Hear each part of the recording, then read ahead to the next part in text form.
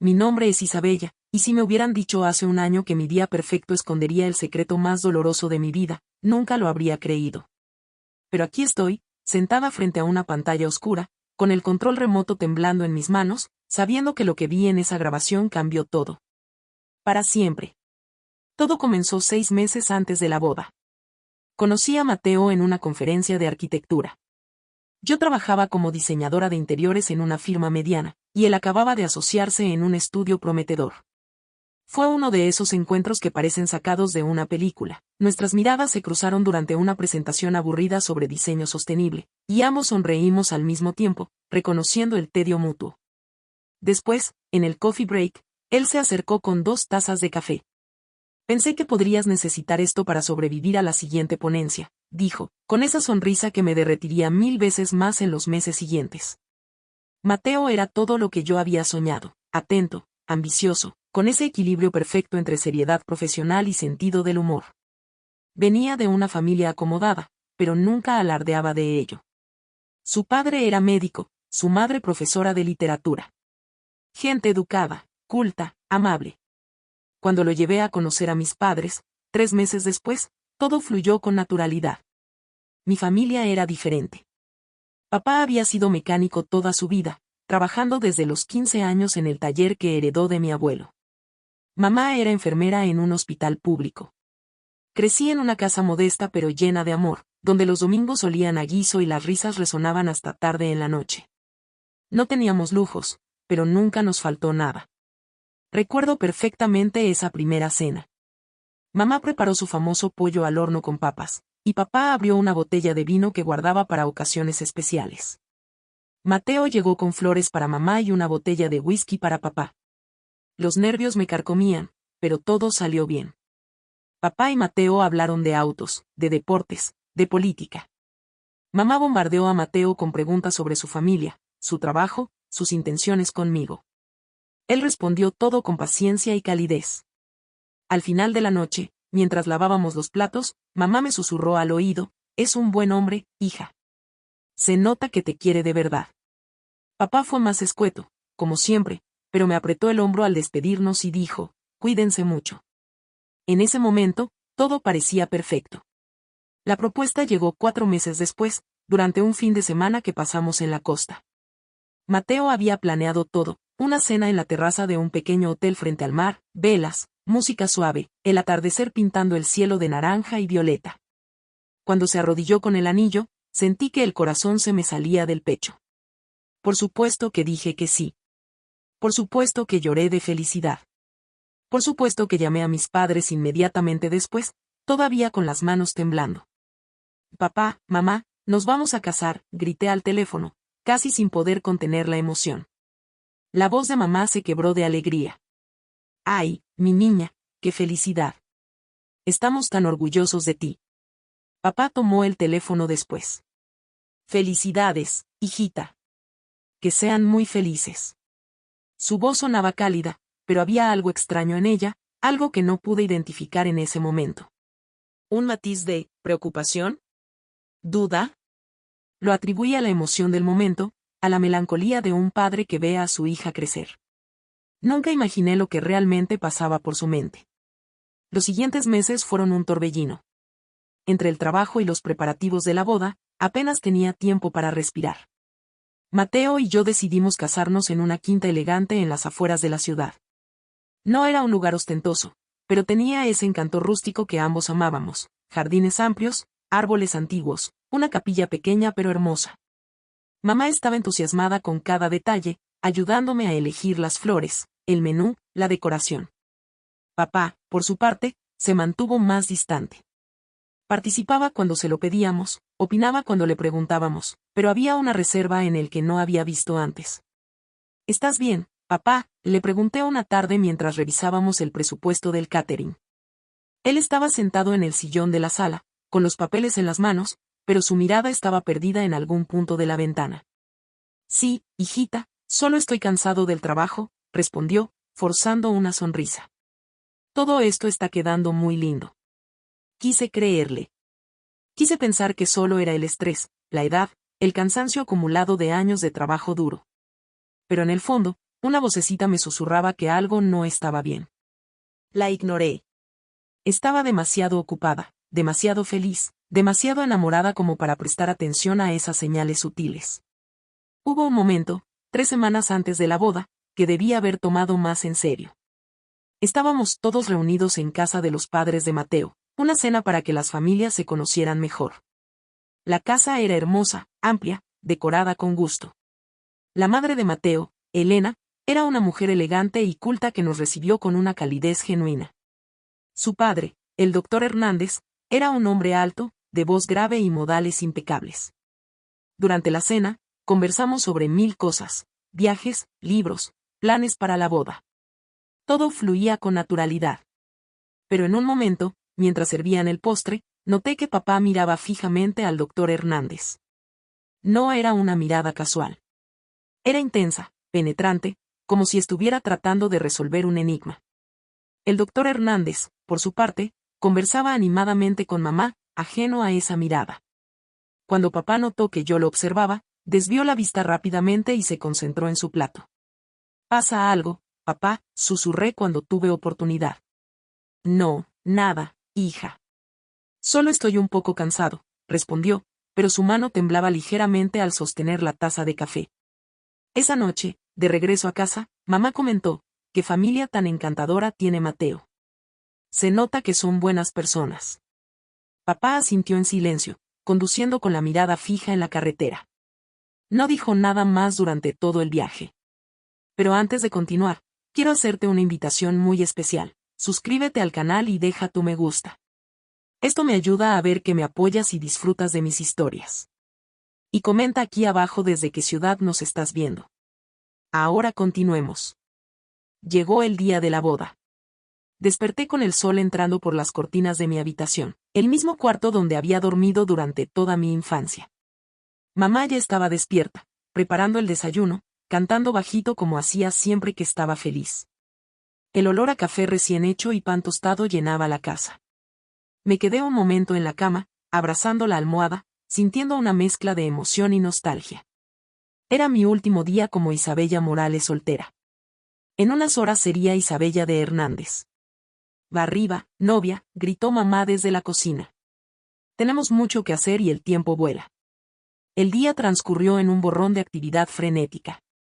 La peluquera llegó a las 9, seguida de la maquilladora. Mis amigas, Ana y Sofía, mis damas de honor, llegaron poco después, cargadas de risas y champaña.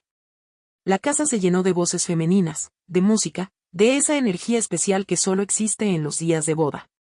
Mamá revoloteaba de un lado a otro, asegurándose de que todo estuviera perfecto, secándose las lágrimas cada vez que me miraba. Papá, en cambio, se mantuvo en su habitación la mayor parte de la mañana. Cuando salió, ya vestido con su traje oscuro, se veía diferente. No era el hombre robusto y seguro que yo conocía. Había algo en su postura, en la forma en que evitaba mi mirada, que me inquietó. Pero no tuve tiempo de pensar en ello. El fotógrafo quería tomar fotos, las chicas brindaban, mamá necesitaba ayuda con su vestido. Todo era un caos hermoso y efervescente. Cuando finalmente me puse el vestido de novia, el silencio invadió la habitación. Era un diseño simple pero elegante, corte sirena, encaje delicado en el torso, una cola moderada. Me miraba en el espejo y apenas me reconocía. Mamá lloraba abiertamente, abrazándome con cuidado de no arrugar el vestido. «Estás preciosa, mi amor». «Tan preciosa», sollozaba. Ana y Sofía aplaudían, tomaban fotos, me decían que Mateo se iba a desmayar cuando me viera. Pero cuando papá entró a la habitación, su reacción me desconcertó. Se quedó paralizado en la puerta, mirándome con una expresión que no supe descifrar. No era solo orgullo o emoción. Había algo más. Algo oscuro y pesado que opacaba su mirada. «Estás hermosa, hijita», dijo finalmente, con la voz ronca. Se acercó y me besó la frente, pero sus manos temblaban al tocar mis hombros. «Muy hermosa». «¿Estás bien, papá?», pregunté, sintiendo un nudo en el estómago. «Sí, solo son los nervios de padre», respondió, intentando sonreír. «Vamos, que ya es hora de irnos». El trayecto a la quinta fue silencioso. Mamá se había ido antes con las chicas, así que estábamos solos papá y yo en el auto. Él conducía concentrado, las manos apretadas en el volante. Yo miraba por la ventana, viendo pasar los edificios, los árboles, las personas en las calles que vivían sus vidas normales, ajenas a que este era el día más importante de mi vida. Papá, si hay algo que quieras decirme, este es el momento, dije de pronto, sin saber de dónde venían esas palabras. Él me miró de reojo, sorprendido. Por un instante pensé que iba a hablar, que iba a confesarme lo que fuera que lo estuviera carcomiendo por dentro. Pero luego suspiró y negó con la cabeza. No es nada, hija. Solo quiero que seas feliz. Eso es lo único que importa. Llegamos a la quinta y todo se aceleró nuevamente. Los invitados ya estaban llegando, el coordinador corría de un lado a otro, los músicos afinaban sus instrumentos. Mamá me esperaba en la entrada del salón de novias, retocándome el maquillaje, ajustándome el velo. Ana y Sofía organizaban la cola del vestido. Todo estaba listo. La ceremonia comenzaría en 15 minutos. Podía oír el murmullo de la gente tomando asiento en la capilla, el sonido de los tacones sobre el piso de madera, las risas suaves y los susurros expectantes. Mi corazón latía tan fuerte que pensé que todos podrían oírlo. Entonces llegó el momento. Las puertas de la capilla se abrieron, y la música comenzó a sonar. Era una versión instrumental de una canción que Mateo y yo amábamos, suave y emotiva. Ana y Sofía entraron primero, caminando lentamente por el pasillo alfombrado de pétalos blancos. Luego fue mi turno. Papá me ofreció el brazo, y juntos dimos el primer paso. La capilla estaba preciosa, velas en los laterales, arreglos florales en tonos blancos y verdes, los bancos llenos de rostros sonrientes que se volvían para vernos. Y al final del pasillo, esperándome junto al altar, estaba Mateo. Su sonrisa iluminaba toda la capilla. Vestía un traje gris oscuro que le quedaba perfecto, y en sus ojos podía ver todo el amor que sentía por mí. Empezamos a caminar. Paso a paso, al ritmo de la música, mientras la gente nos miraba con caras de emoción y ternura.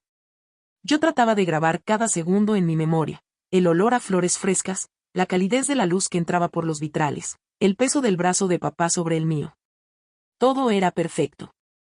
Absolutamente perfecto. Pero entonces sucedió. Estábamos a mitad del pasillo cuando sentí que papá se tensaba. Su paso se volvió más lento, casi vacilante. Miré hacia arriba y vi que su rostro había perdido todo el color. Estaba pálido, mortalmente pálido, como si hubiera visto un fantasma. Sus ojos estaban fijos en algo adelante, en el altar, con una expresión de horror absoluto. Papá, ¿qué pasa?, susurré, sintiendo que el pánico comenzaba a trepar por mi garganta. Él no respondió. Seguía caminando como un autómata, pero podía sentir cómo temblaba, como su respiración se había vuelto irregular. Miré hacia el altar, tratando de ver qué era lo que lo había afectado tanto. Allí estaban Mateo, el sacerdote, los padrinos. Todo parecía normal. ¿Qué demonios estaba viendo papá? Algunos invitados comenzaron a notar que algo no andaba bien. Vi a mamá en la primera fila, con las cejas fruncidas de preocupación. El doctor Hernández, el padre de Mateo, estaba sentado junto a ella, con expresión seria. Cuando nuestras miradas se cruzaron brevemente, algo extraño pasó. ¿Una chispa de reconocimiento? ¿Miedo? No pude descifrarlo. Finalmente llegamos al altar. Papá me soltó el brazo con brusquedad, casi empujándome hacia Mateo. Sus manos temblaban visiblemente ahora. Cuando el sacerdote preguntó quién entrega a esta mujer en matrimonio, papá respondió con voz quebrada. Su madre y yo. Luego se tambaleó ligeramente al dar un paso atrás para sentarse. Mamá lo sostuvo del brazo, murmurando algo que no alcancé a escuchar. Yo estaba congelada, dividida entre la preocupación por mi padre y la confusión de no entender qué estaba pasando. Mateo me tomó de las manos y me miró con preocupación. ¿Estás bien?, susurró. Asentí, aunque no estaba segura de nada. El sacerdote comenzó la ceremonia, hablando sobre el amor, el compromiso, la familia. Yo trataba de concentrarme en sus palabras, en Mateo, en el momento que había soñado durante meses. Pero mis ojos seguían desviándose hacia papá, que estaba sentado en la primera fila con la cabeza gacha, las manos apretadas sobre sus rodillas, respirando pesadamente. La ceremonia continuó. Intercambiamos los votos que habíamos escrito, nos pusimos los anillos, nos besamos cuando el sacerdote nos declaró marido y mujer. La gente aplaudió, la música volvió a sonar, y caminamos juntos por el pasillo como la nueva pareja de esposos. Debería haber sido el momento más feliz de mi vida, pero la imagen de mi padre pálido en el altar me perseguía como una sombra. La recepción fue en los jardines de la quinta. Habíamos montado carpas blancas decoradas con luces colgantes, mesas con manteles color marfil y centros de mesa con flores silvestres. El ambiente era mágico, el sol comenzaba a ponerse, pintando el cielo de tonos rosados y dorados, y una brisa suave movía las cortinas de las carpas. Los invitados bebían champaña, conversaban animadamente, se tomaban fotos. La banda tocaba música alegre. Todo era exactamente como lo habíamos planeado. Pero papá seguía siendo una preocupación constante. Lo vi alejarse hacia el fondo del jardín poco después del brindis, caminando con paso inseguro.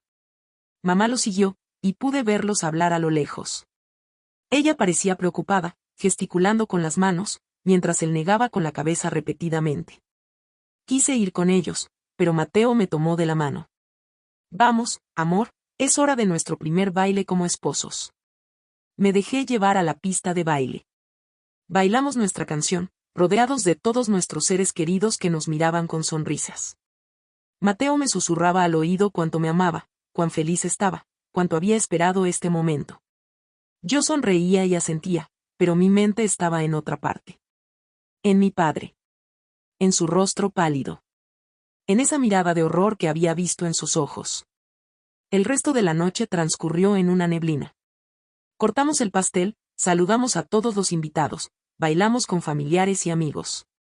Papá regresó después de un rato, pero se mantuvo callado y distante, sentado en una esquina con un vaso de whisky que apenas tocaba. Cuando me acerqué a él para el baile padre-hija, tuve que insistirle varias veces antes de que aceptara. Papá, por favor, es nuestra tradición, le dije, tomándolo de la mano. Él asintió y se levantó con dificultad. La banda comenzó a tocar la canción que habíamos elegido meses atrás, una balada suave que me hacía llorar cada vez que la escuchaba. Papá me tomó en sus brazos y comenzamos a bailar. Pero no era él mismo. No era el hombre que me había enseñado a andar en bicicleta, que me había esperado despierto cuando salía con mis amigas en la adolescencia, que había llorado el día que me gradué de la universidad. Papá, dime qué pasa, por favor, supliqué en voz baja, mientras girábamos lentamente. Él me miró con ojos llenos de lágrimas contenidas. Perdóname, hijita. Perdóname por no haber sido lo suficientemente fuerte. ¿Fuerte para qué? No entiendo. Algún día lo entenderás. Solo prométeme que siempre recordarás que te amo. Que todo lo que hice, lo hice pensando en protegerte. Sus palabras me aterraron. Sonaban como una despedida, como si estuviera a punto de irse para siempre. Papá, me estás asustando. No tengas miedo, mi niña. Solo sé feliz. Mereces ser feliz. La canción terminó y él me besó la frente antes de soltarme. Luego se alejó hacia la salida del jardín, sin mirar atrás. Esa fue la última vez que vi a mi padre esa noche. Mamá me dijo más tarde que no se sentía bien, que se había ido temprano a casa. Yo quise seguirlo, pero ella me convenció de quedarme. Es tu noche, hija. No dejes que nada la arruine. Yo me encargo de tu padre. Traté de disfrutar el resto de la fiesta, pero era imposible. La preocupación me carcomía por dentro.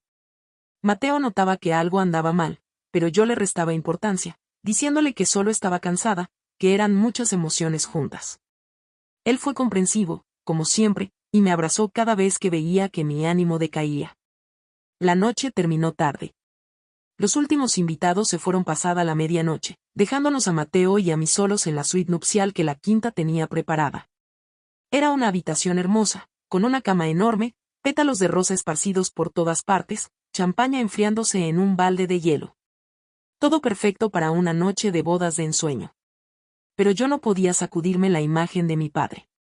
Mateo me abrazó, tratando de reconfortarme, y finalmente me quedé dormida entre sus brazos, exhausta física y emocionalmente. Los días siguientes fueron un torbellino. Teníamos planeado un viaje de luna de miel a la playa, pero antes debíamos organizar 1000 cosas, agradecer a los invitados, devolver cosas alquiladas, revisar las fotos que el fotógrafo nos había adelantado. Visitamos a papá el día después de la boda. Él estaba en casa, aparentemente recuperado, aunque todavía se veía pálido y cansado. ¿Cómo te sientes, papá?, pregunté, abrazándolo con fuerza. Mejor, hija. Fue solo un bajón de presión. Ya sabes, la emoción de verte casada, el cansancio. Su sonrisa no llegaba a sus ojos. Mamá preparó el almuerzo y comimos los 4 juntos, papá, mamá, Mateo y yo. La conversación fue forzada, llena de silencios incómodos. Papá apenas probó bocado. Cuando nos despedimos para irnos a nuestra nueva casa, él me abrazó más tiempo de lo normal. Cuídate mucho, hijita. Y cuida tu matrimonio. Es lo más importante. Lo haré, papá. Te amo. Yo también te amo. Más de lo que jamás podrás imaginar. Nos fuimos a nuestra luna de miel 3 días después. Fueron 2 semanas en un resort frente al mar, días de sol, playa, cócteles y amor. Mateo era el esposo perfecto, atento, romántico, gracioso. Me hacía olvidar todo lo demás, me hacía sentir que nada malo podía tocarnos. Pero por las noches, cuando él dormía plácidamente a mi lado, yo me quedaba despierta pensando en mi padre, en sus palabras extrañas, en su mirada atormentada. Regresamos de la luna de miel bronceados y felices. La vida de casados nos envolvió rápidamente, el trabajo, las rutinas, las cenas con amigos, las visitas familiares. Todo parecía volver a la normalidad. Pero papá seguía diferente. Cada vez que lo visitábamos, lo notaba más distante, más callado. Mamá decía que eran cosas de la edad, que los hombres a veces se ponen melancólicos cuando sus hijas se casan. Yo quería creerle. Pasaron 3 semanas después de nuestro regreso cuando finalmente recibimos el video completo de la boda. El videógrafo lo entregó en una memoria USB, con una nota diciendo que había hecho un trabajo especial con la edición, capturando cada momento importante. Mateo y yo decidimos verlo juntos esa noche, con una botella de vino y una pizza, reviviendo nuestro día especial. Comenzamos a ver el video con emoción. Las primeras escenas eran hermosas, los preparativos, mis amigas ayudándome con el vestido, mamá llorando de felicidad, Mateo poniéndose nervioso con sus padrinos. Todo era tal como lo recordaba. Nos reíamos, nos abrazábamos, comentábamos cada detalle. Luego llegó el momento de la ceremonia. La cámara nos mostraba a papá y a mí en la entrada de la capilla, listos para caminar por el pasillo. Yo me veía radiante, feliz, ajena a lo que estaba por venir. Papá sonreía, aunque ahora, viéndolo en pantalla con la distancia del tiempo, podía notar la tensión en su mandíbula, la forma en que sus ojos parpadeaban demasiado rápido. Comenzamos a caminar. La cámara nos seguía desde atrás, capturando nuestros pasos sincronizados. Luego cambió de ángulo, mostrando una toma frontal desde el altar. Y fue allí, en ese momento preciso, cuando lo vi. El videógrafo había capturado algo que nadie más había visto. Algo que explicaba todo. Antes de continuar, quiero que hagas algo por mí. Dime aquí en los comentarios qué te está pareciendo esta historia hasta ahora y qué harías tú en mi lugar. No te vayas del video porque lo que viene a continuación te pondrá la piel de gallina. Ahora, continuemos. Detuve el video y lo rebobiné. Volví a reproducir la escena en cámara lenta. Papá y yo caminábamos por el pasillo. La cámara enfocaba el altar. Y allí, en el primer banco, estaba el doctor Hernández, el padre de Mateo, volteando para vernos llegar. La cámara capturó su perfil durante varios segundos antes de que papá lo viera. Y entonces papá levantó la mirada. La cámara capturó el momento exacto en que sus ojos se encontraron con los del doctor Hernández. Y en ese instante, todo cambió. El rostro de papá se transformó. El color abandonó sus mejillas. Sus ojos se abrieron desmesuradamente. Su boca se abrió ligeramente, como si fuera a gritar pero no pudiera hacerlo. Porque papá había reconocido al doctor Hernández. Pausé el video nuevamente. Mi corazón latía descontrolado. ¿Qué significaba eso? ¿Cómo era posible que se conocieran? Las familias nunca se habían mencionado antes de que Mateo y yo empezáramos a salir. Rebobiné otra vez, observando cada detalle. Y entonces lo vi. En la expresión del doctor Hernández también había algo. ¿Un microsegundo de reconocimiento? ¿Sorpresa? ¿Culpa? La cámara lo capturó antes de que él pudiera controlarlo. Luego su rostro volvió a la compostura, a la sonrisa educada del padre del novio. Pero ese instante había quedado grabado. ¿Qué pasa?, preguntó Mateo, notando que yo había pausado el video. ¿Por qué sigues rebobinando esa parte? No sabía qué decirle. ¿Cómo explicarle que acababa de descubrir que nuestros padres se conocían y nunca lo habían mencionado? ¿Que la reacción de mi padre había sido de horror absoluto al ver a su suegro? Es solo que, tu padre y mi padre, mira esta escena, dije, señalando la pantalla. Mateo se acercó, entrecerrando los ojos. Reproduje la escena una vez más. Él la observó en silencio, frunciendo el ceño. No veo nada extraño. Tu papá se puso nervioso, eso es todo. Los padres siempre se ponen emotivos en las bodas. No, Mateo, es más que eso.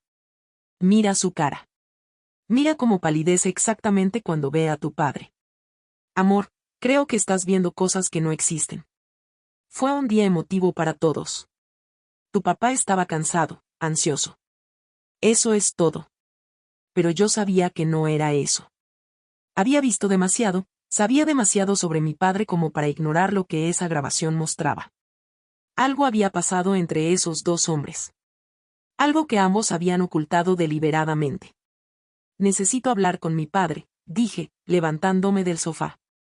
¿Ahora? Son casi las 11 de la noche. Sí, ahora. Esto no puede esperar. Tomé mi teléfono y llamé a casa de mis padres. Mamá contestó después de varios timbrazos, con voz somnolienta. ¿Isabella? ¿Qué pasa, hija? ¿Está todo bien? Mamá, necesito hablar con papá. Es urgente. Está durmiendo, hija. ¿No puede esperar hasta mañana? No, mamá. Por favor, despiértalo. Es importante. Papá, necesito que vengas a mi casa. Ahora. Hay algo que tienes que ver. Hubo un largo silencio. Luego, con voz resignada, dijo, ya sé de qué se trata. Escuché murmullos al otro lado de la línea, luego pasos, luego la voz confundida de papá. ¿Isabella? ¿Qué pasó? Papá, necesito que vengas a mi casa. Ahora. Hay algo que tienes que ver. Hubo un largo silencio. Luego, con voz resignada, dijo, ya sé de qué se trata. Mi sangre se heló. ¿Qué?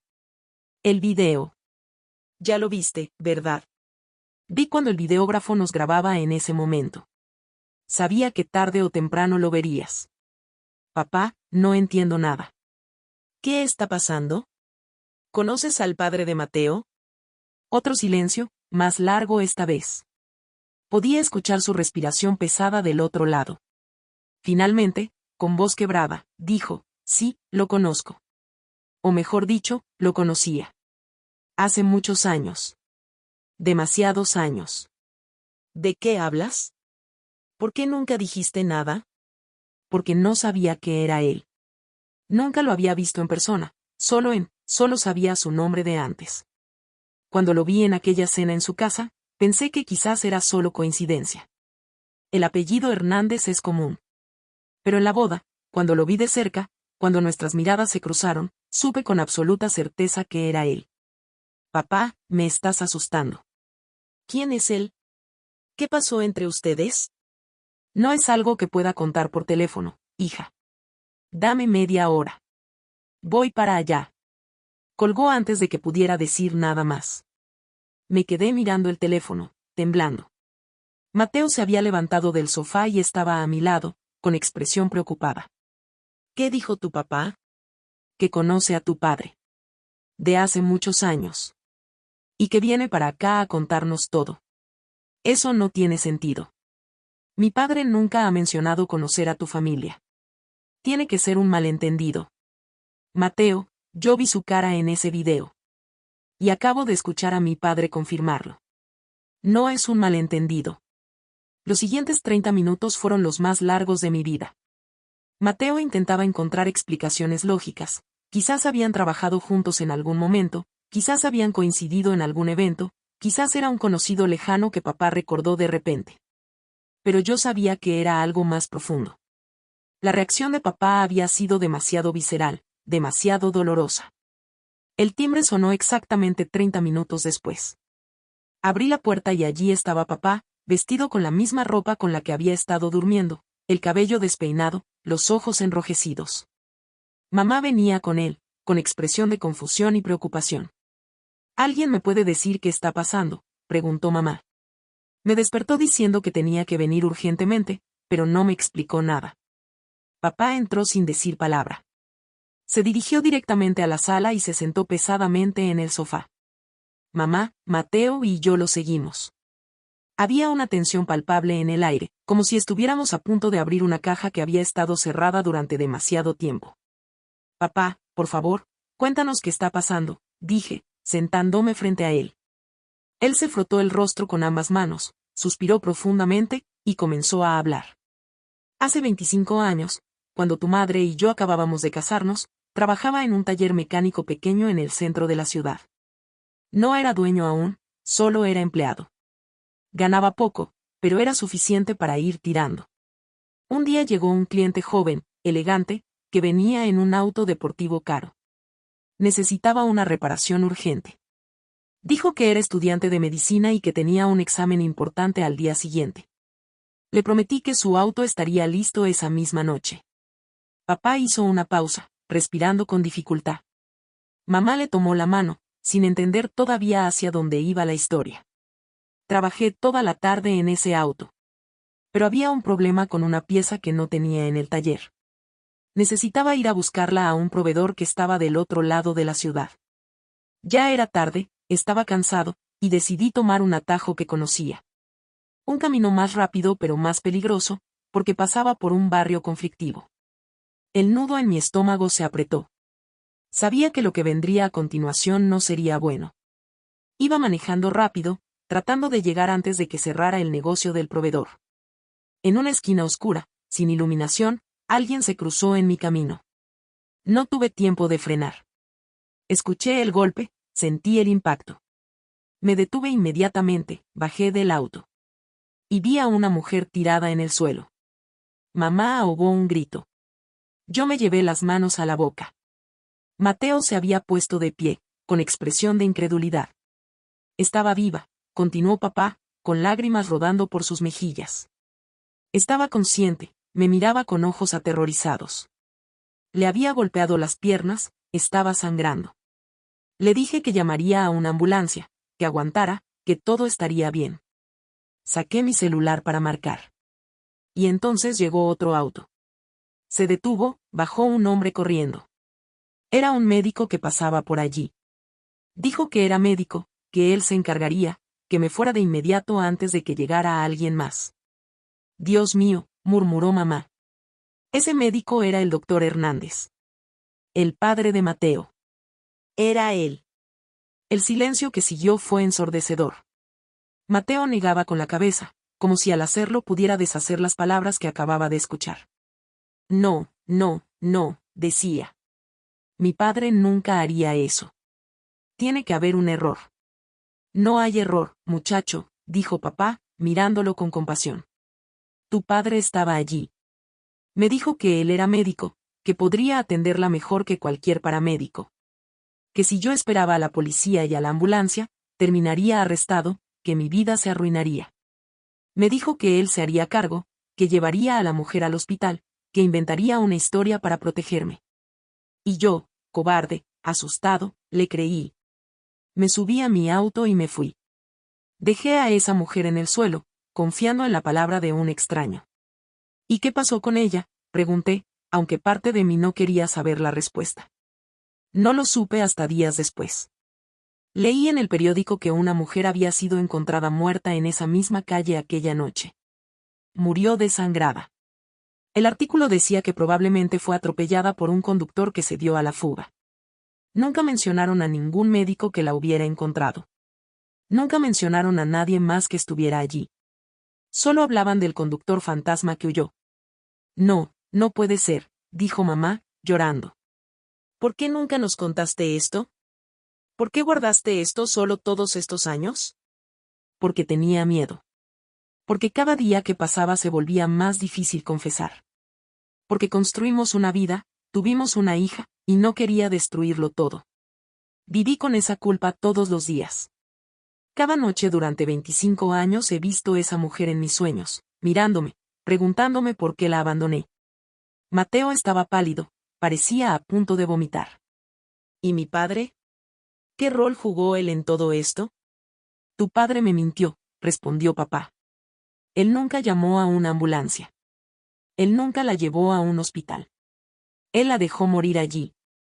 No sé por qué lo hizo. Quizás tuvo miedo de involucrarse, quizás pensó que ya era demasiado tarde para salvarla, quizás simplemente no le importó lo suficiente. Pero el resultado fue el mismo, esa mujer murió sola en una calle oscura, y nosotros dos cargamos con esa muerte. Dios mío, papá, dije, sintiendo que el mundo se desmoronaba a mi alrededor. ¿Por qué no dijiste nada cuando conociste al doctor Hernández? ¿Por qué nos dejaste casarnos sabiendo esto? Porque no estaba seguro al principio. Habían pasado 25 años. La gente cambia. Y cuando finalmente estuve seguro, en la boda, ya era demasiado tarde. ¿Qué iba a hacer? ¿Detener la ceremonia? ¿Arruinar tu día más importante? ¿Destruir tu matrimonio antes de que comenzara? No pude hacerlo. Te amo demasiado como para causarte ese dolor. Me dejé caer en el sofá, sin poder procesar todo lo que acababa de escuchar. Mi padre y mi suegro compartían un secreto terrible. Una mujer había muerto por su cobardía, por su silencio, por su complicidad. Y yo me había casado sin saber nada de esto, uniendo dos familias que estaban conectadas por una tragedia oculta. Mateo salió de la sala sin decir palabra. Lo escuché subir las escaleras, entrar al dormitorio, cerrar la puerta con fuerza. Mamá lloraba en silencio, abrazando a papá, quien había escondido el rostro entre sus manos.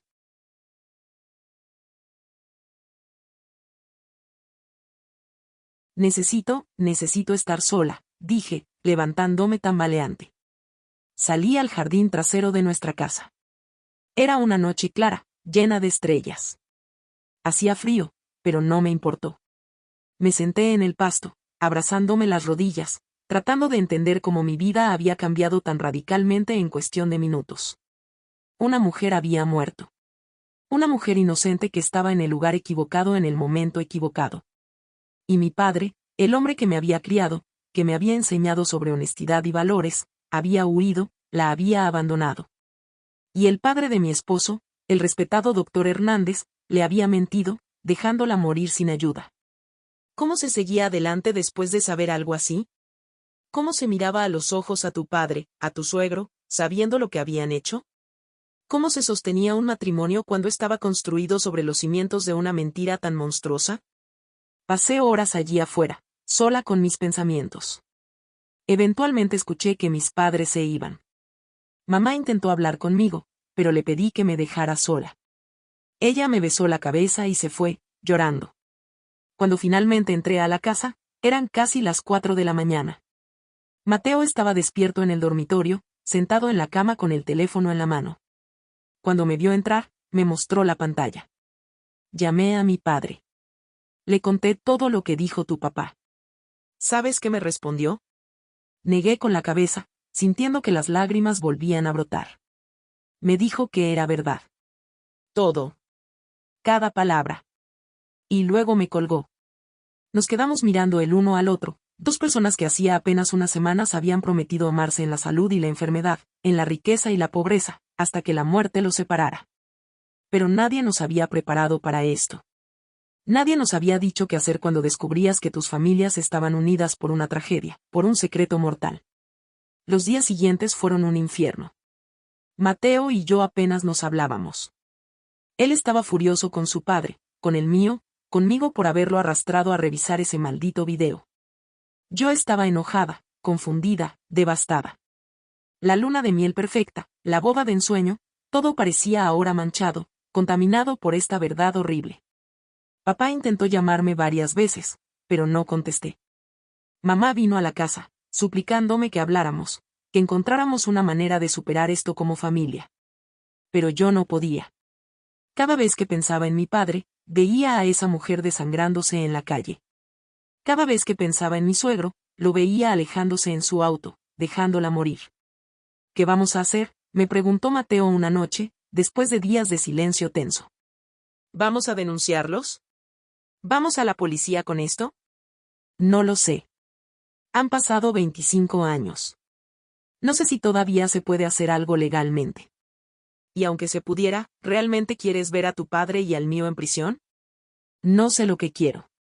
Solo sé que nuestra boda, nuestro matrimonio, todo está arruinado por esto. No digas eso, dije, sintiendo una punzada de dolor en el pecho. Nosotros no tenemos la culpa de lo que ellos hicieron. Pero cargamos con las consecuencias. Siempre lo haremos. Cada vez que nos veamos con nuestras familias, cada Navidad, cada cumpleaños, estará ahí. Este secreto horrible estará siempre entre nosotros. No pude rebatir eso, porque sabía que tenía razón. Pasaron semanas. Mateo y yo intentábamos mantener una apariencia de normalidad. Íbamos al trabajo, cumplíamos con nuestras obligaciones, dormíamos en la misma cama. Pero algo fundamental se había roto entre nosotros. La confianza, la inocencia, la alegría. Todo había sido reemplazado por esta carga pesada que no sabíamos cómo soltar. Un día, decidí buscar información sobre el caso. Fui a la biblioteca, revisé archivos de periódicos viejos, busqué en internet.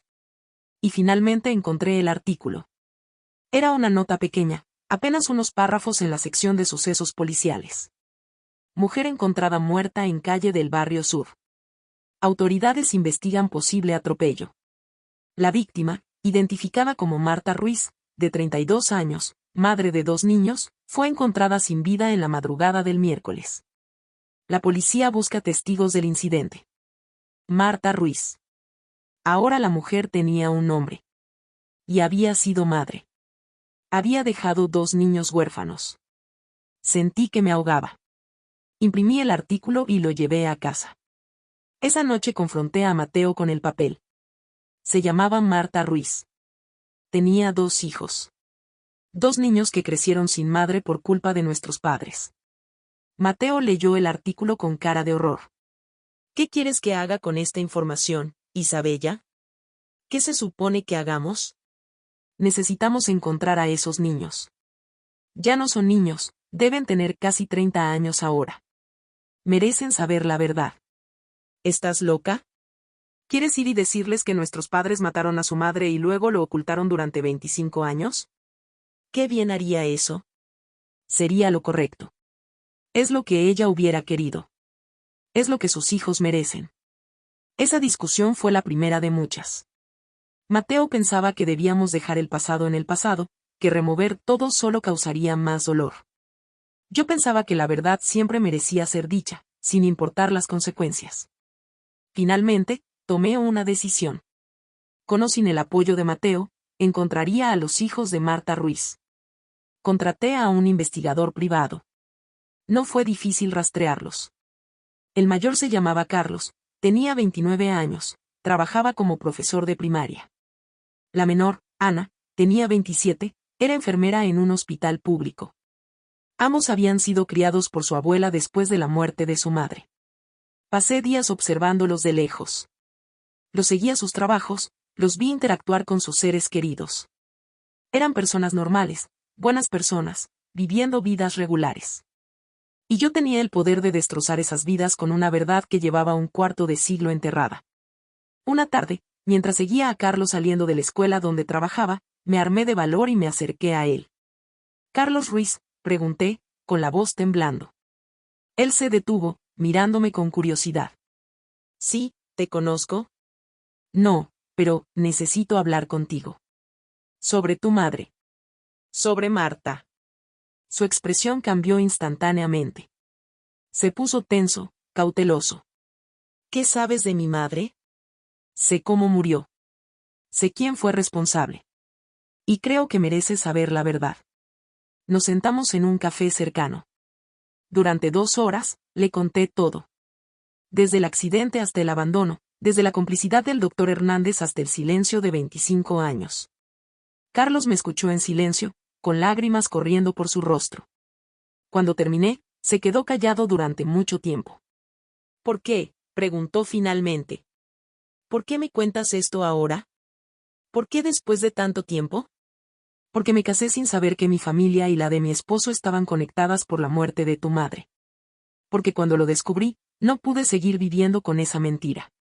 Porque tú y tu hermana merecen justicia, aunque llegue demasiado tarde. Mi hermana y yo crecimos creyendo que fue un accidente, que el conductor simplemente huyó por miedo. Nunca supimos que alguien más estuvo allí, que había un médico que pudo haberla salvado y no lo hizo. Esto cambia todo.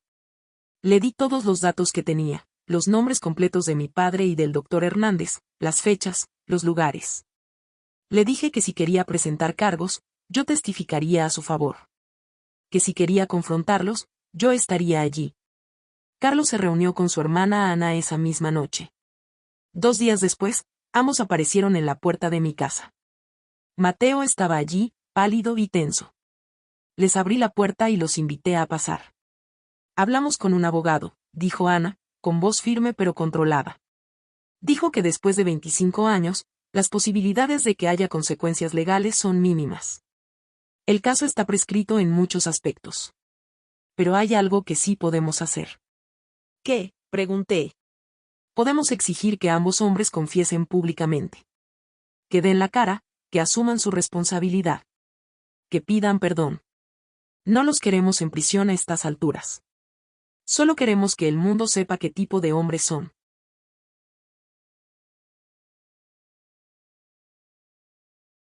Que dejen de vivir esta mentira cómoda mientras nosotros cargamos con el vacío de crecer sin madre. Asentí. Era lo mínimo, lo menos que podían pedir. Lo organizaré. Les prometo que tendrán su confesión. Lo que siguió fue una de las experiencias más difíciles de mi vida.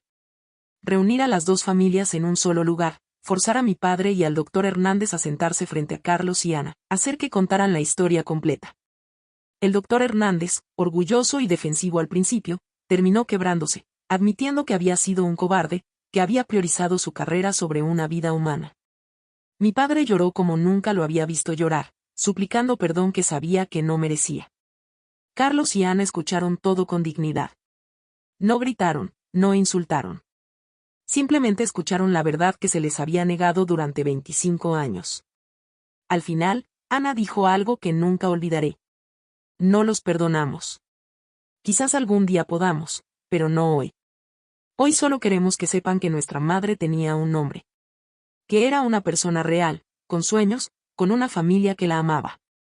Que no era solo un cuerpo en la calle que podían abandonar. Era Marta Ruiz, y merece ser recordada. Después de esa reunión, mi padre y el doctor Hernández aceptaron hacer una donación sustancial a una fundación contra los atropellos y fugas. No era justicia, pero era algo. También acordaron escribir una carta pública contando la verdad, que fue publicada en varios periódicos. La reacción pública fue feroz. Ambos perdieron muchas amistades. El doctor Hernández tuvo que retirarse anticipadamente de su práctica médica. Mi padre cerró su taller y se mudó a otra ciudad con mamá. Mi matrimonio no sobrevivió. Mateo y yo nos separamos 6 meses después de todo esto. No fue por falta de amor, sino porque había demasiado peso, demasiado dolor. Cada vez que nos mirábamos, veíamos a nuestros padres, veíamos a Marta, veíamos a esos 2 niños que crecieron sin madre. Era imposible construir un futuro sobre esos cimientos rotos. El divorcio fue amistoso. Nos separamos como amigos, 2 víctimas de un secreto que no era nuestro pero que nos destruyó de todas formas. A veces nos escribimos, preguntándonos cómo estamos. Él se mudó a otra ciudad, empezó de nuevo. Yo me quedé aquí, tratando de reconstruir mi vida pieza por pieza. Han pasado 2 años desde aquel día en que vi el video de mi boda. 2 años desde que todo se derrumbó. He aprendido a vivir con esta historia, con este peso. Veo a mi padre ocasionalmente. Nuestra relación nunca volverá a ser la misma, pero estamos trabajando en encontrar algún tipo de paz. Mamá me visita seguido, todavía tratando de entender cómo el hombre con el que se casó pudo guardar un secreto tan terrible. Carlos y Ana se convirtieron en personas importantes en mi vida. No somos amigos exactamente, pero hay una conexión entre nosotros. Nos reunimos ocasionalmente para honrar la memoria de su madre. Visitamos su tumba, compartimos historias sobre ella que Carlos y Ana recuerdan de su infancia. Es mi forma de pedir perdón por algo que no hice pero de lo que soy parte. A veces me pregunto cómo habría sido mi vida si nunca hubiera visto ese video. Si hubiera seguido casada, feliz en mi ignorancia, sin saber la verdad oscura que conectaba nuestras familias. Pero luego pienso en Marta Ruiz, en sus hijos, y sé que la verdad, por dolorosa que sea, siempre es mejor que una mentira. Soy Isabella Morales, y esta fue mi historia. Y si te conmovió, quiero hacerte una invitación muy especial. Suscríbete al canal, deja tu me gusta y cuéntame en los comentarios desde qué ciudad nos estás viendo. Tu apoyo mantiene vivas las voces de todas las personas que alguna vez fueron silenciadas y que ahora por fin están siendo escuchadas. Porque todos merecemos la verdad, sin importar cuánto tiempo haya pasado, sin importar cuánto duela. Porque hay secretos que no pueden seguir enterrados, hay historias que merecen ser contadas, y hay personas cuyas memorias merecen ser honradas. Mi padre vio algo en el altar y palideció, y cuando entendí lo que había visto, mi vida cambió para siempre. Pero al menos ahora, Marta Ruiz ya no es un secreto olvidado. Es una persona recordada, una madre honrada, una vida que finalmente importó.